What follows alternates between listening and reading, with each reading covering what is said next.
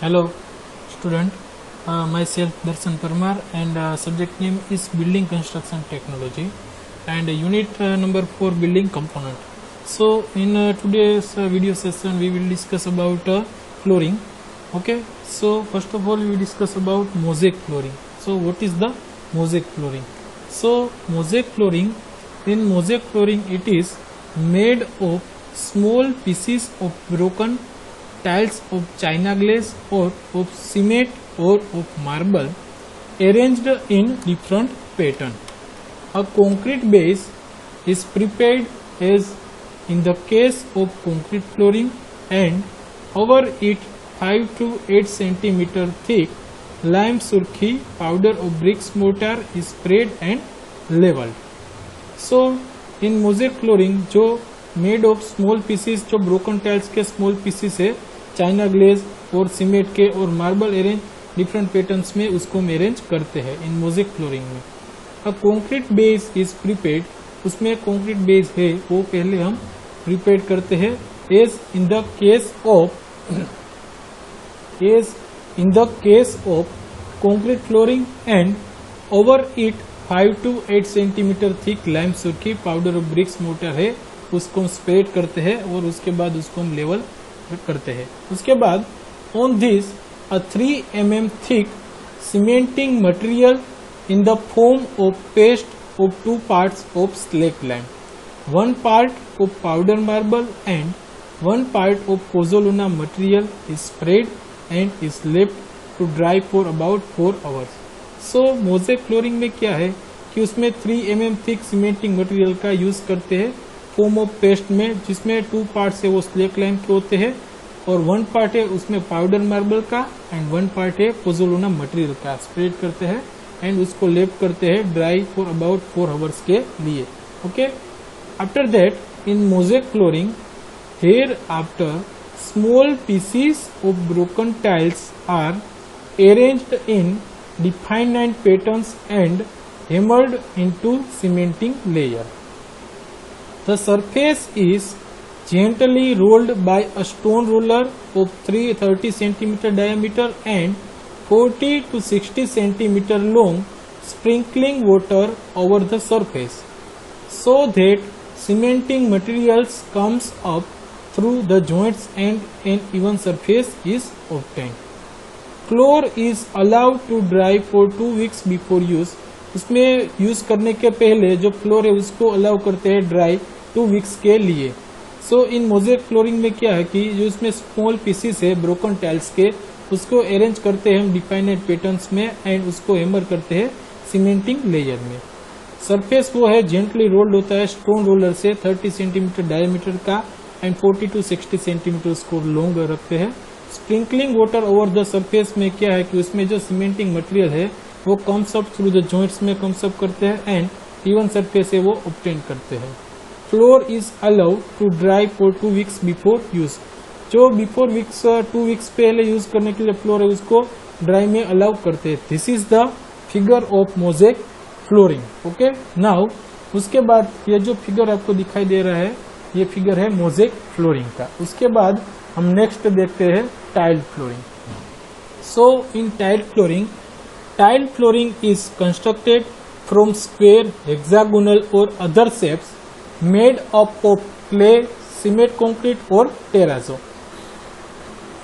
जो tile flooring है उसको कंस्ट्रक्ट करते हैं हम स्क्वेयर में, हेक्सागोनल में और अदर शेप्स में, जो बनाया जाता है क्ले, सीमेंट, कंक्रीट और टेराजो में. These are commonly used in residential flooring, office, hospital, schools and other public buildings में टाइल फ्लोरिंग का यूज होता है. Over the concrete base a 25 to 30 mm thick layer of lime mortar 1Gm3 is spread to serve as a bedding. Before laying the tiles, it is cured for 12 to 24 hours. Neat cement slurry is sprayed over the bedding mortar and the tiles are laid flat over it, gently pressing them into the bedding mortar with the help of wooden mallet till level surface is obtained. जो tile flooring की बात करें तो tile flooring में क्या है कि कि टाइल फ्लोरिंग है वो कंस्ट्रक्ट करते हैं स्क्वायर, हेक्सागोनल और अदर शेप्स में, और वो जो टाइल फ्लोरिंग का मटेरियल है वो क्ले का हो सकता है, सीमेंट, कंक्रीट और टेराजो का हो सकता है। These are commonly used in residential flooring। इसका यूज है वो जनरली रेसिडेंशियल फ्लोरिंग में यूज होता है, ऑफिस में यूज होता है, हॉस्पिटल्स में, स्कूल्स में एंड अदर पब्लिक बिल्डिंग्स में इसका यूज होता है। Over the concrete base 25 to 30 mm thick layer वो लाइम मोटर का 1/3 उसको स्प्रेड करते हैं to serve as a bedding purpose के लिए उसका यूज टाइल फ्लोरिंग का होता है। बिफोर जब टाइल से उसको हम ले कराते उसके पहले क्या कि it is cured for 12 to 24 hours, तो उसको 12 से लेके 24 घंटे तक उसको क्यूरिंग करना पड़ता है। And net cement slurry is spread, उसमें नेट सीमेंट स्लरी है उसको पहले स्प्रेड करना पड़ेगा ओवर द बेडिंग मोटर के ऊपर।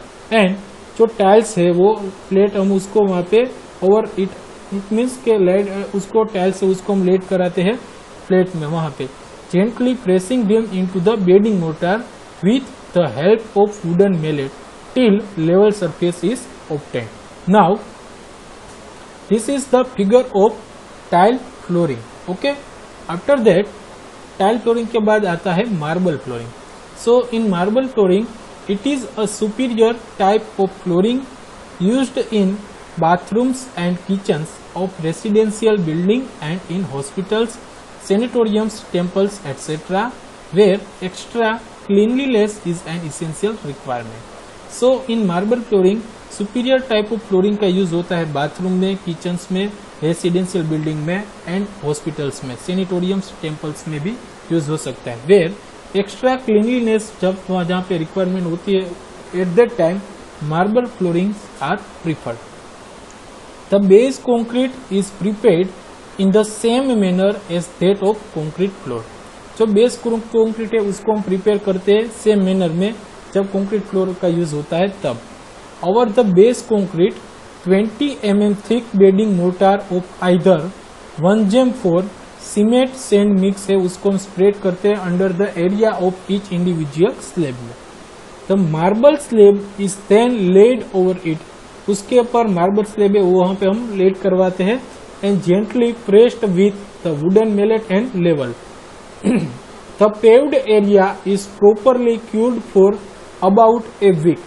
जो paved area है उसको properly cured करते हैं about a week में। Okay, this is the figure of marble flooring. After that, wooden flooring. So, what is the wooden flooring? Wooden flooring में क्या है कि जो wooden flooring होता है it is used for carpentry halls, dancing walls and auditoriums etcetera. तो wooden flooring का use carpentry hall में भी कर सकते हैं, डांसिंग हॉल में भी कर सकते हैं और ऑडिटोरियम में भी उसका वुडन फ्लोरिंग का यूज हो सकता है। They are not commonly used in residential building of India because timber flooring is quite costlier. जो वुडन फ्लोरिंग है वो कॉस्टलियर होने के वजह से उसको हम रेसिडेंशियल बिल्डिंग में यूज नहीं करते हैं। In hilly areas where timber is cheaply and readily available and where temperature drops very low, timber flooring is quite common. It means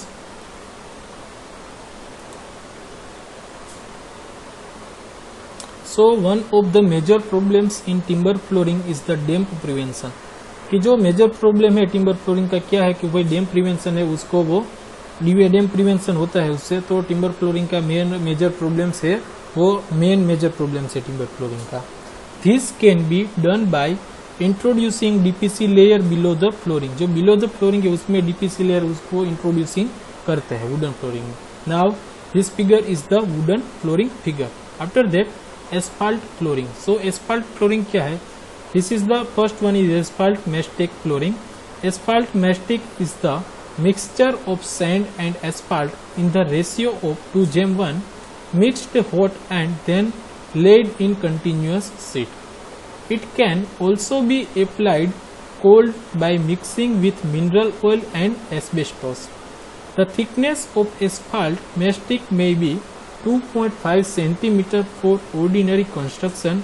It is laid on cement concrete base course. जो asphalt flooring की बात करें तो asphalt mastic flooring में क्या आता है कि asphalt mastic is the mixture of sand and asphalt का मिक्सचर है इन द रेशियो 2:1 उसका रेशियो हम रखते हैं। उसमें mixed hot and then laid in continuous heat, वो मिक्स्ड हॉट होता है, उसके बाद उसको कंटिन्यूअस हीट में हम लेड करवाते हैं। It can also be applied cold, उसको अप्लाइड कोल्ड तरीके से by mixing with mineral oil and asbestos की मदद से वहां पे हम apply.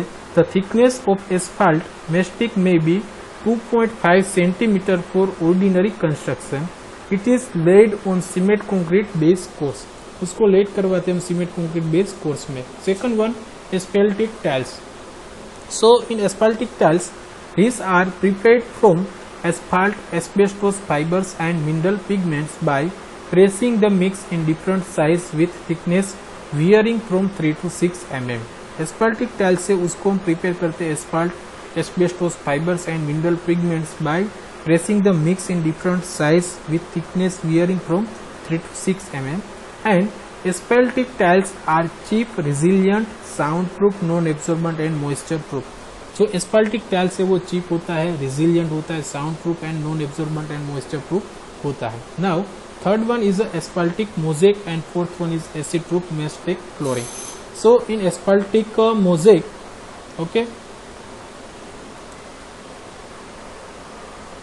so in asphaltic mosaic this is prepared similar to mestek asphalt। the marble chips are used in the place of sand। Sand की जगह पे हम mastic asphalt and marble chips का यूज करेंगे।